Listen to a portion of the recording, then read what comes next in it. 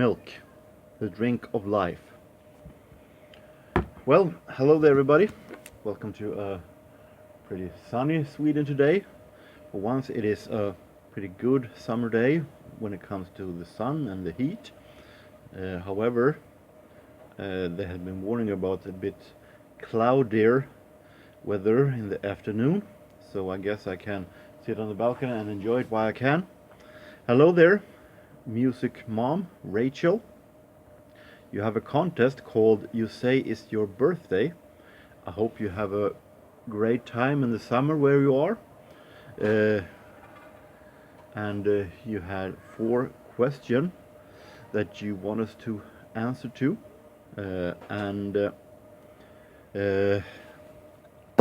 Let's start. Let's answer those questions. You wanted to know an artist that we share birthday with. This exactly same year that I didn't find. Well, I found some artists that I had no clue who it was, but when it comes to the exact date, I share birthday with Bryan Adams. He's born November 5th, 1959. So he turned 60 last year. This is Waking Up the Neighbors, the classic from 1991. Actually a really good album. Double album set. And to go to the other side, the less funny side, an artist that I not share the death with, I'm not dead yet, but who died on the same date as I was born. I figured out that depends on what place you study, what references you have, because Wikipedia says he died November 4th, but the page that you picked out there on the day say he died November 5th, and it would be foolish not to trust the site that you picked out, Rachel. Why? But according to that, the day that I was born, but in 1956, November 5th, one of my absolute favorite jazz pianists, Art Tatum, died. He had a pretty short life, unfortunately. He drank heavily. He was also blind, but a fantastic pianist who more or less flew over the piano. Played like definitely sounded like they pitched up the gramophone to a higher level when you listen to him. But magnificent, one of my absolute favorites. This is a compilation, 20 Golden Grates. Doesn't look all that special. I have other great, a whole lot of Art Tatum albums, but it's an interesting story to this. I was in Stockholm in 2006, I think it was, that summer. It was in the afternoon, and I was going to go to Emmaus, a place in Stockholm, a thrift store.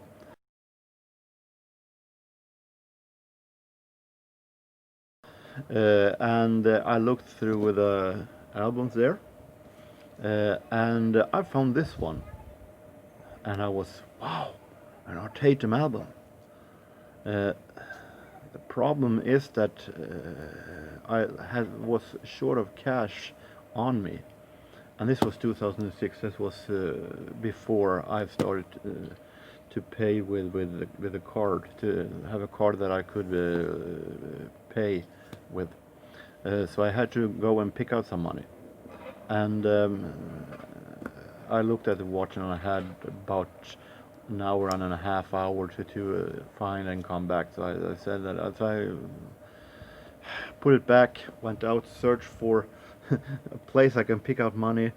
I was in the part of Södermalm, so I walked the street up to look to a place that I could pick out money. Didn't find anything. I asked in stores, and I had no idea. Stockholm is so huge, so a lot of Stockholm, the people lives in Stockholm, doesn't know a lot of stuff there themselves. Then you know a city is big. But finally, after running around an hour, I found a place where I could pick out money. And I picked it up and I ran down to the thrift store to see that it was closed. And I got because there were songs on this greatest hits that I actually didn't have. But I had no choice then to come back the day after that, and it was still there, so I could obviously buy it. Very happy with that. So it's a great one, definitely. Art Tatum, one of my favorite pianists, worth of running back and forth in Stockholm for. Then it was an album that my mother likes, that I have, which was pretty tough. My parents are both very much alive. They're both in the late 60s. But my mother and I doesn't exactly share musical tastes. She likes very much, they both my mom and dad like religious music, and I am pretty much sure of that. So I had to go further deeper. And she loves Swedish dancing music, dance bands, which I don't have that much. And one of her absolute favorites is a dance band called Vikingarna, the Vikings, and their singer Christer Sjögren, which I also don't have all that much with. I picked out the only album that I have of Vikingarna, so I don't think that this is this exactly album is her favorite album by this band, but it's her favorite artist, so I picked it out. This is Hallelujah, and I've shown this fantastic cover before. It's still hilariously funny. This papier-mâché turkey and those beer glasses or tree with some whipped cream on to make it look like beer, and those horns to make them look like Vikings. Just beautiful. Can't get any better than this. And this is the singer that my mother likes, Christer Sjögren. So this band is my mother's absolute favorite.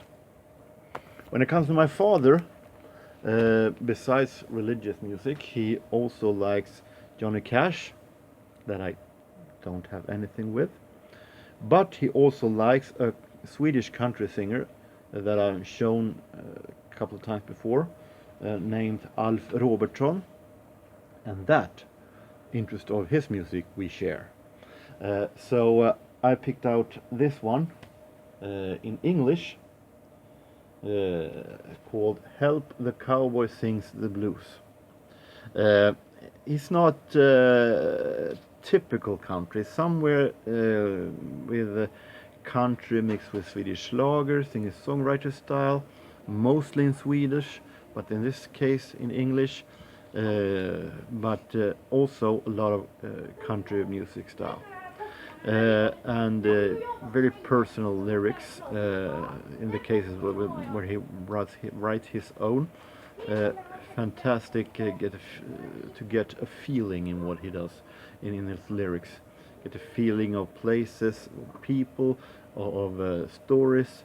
Magnificent storyteller. So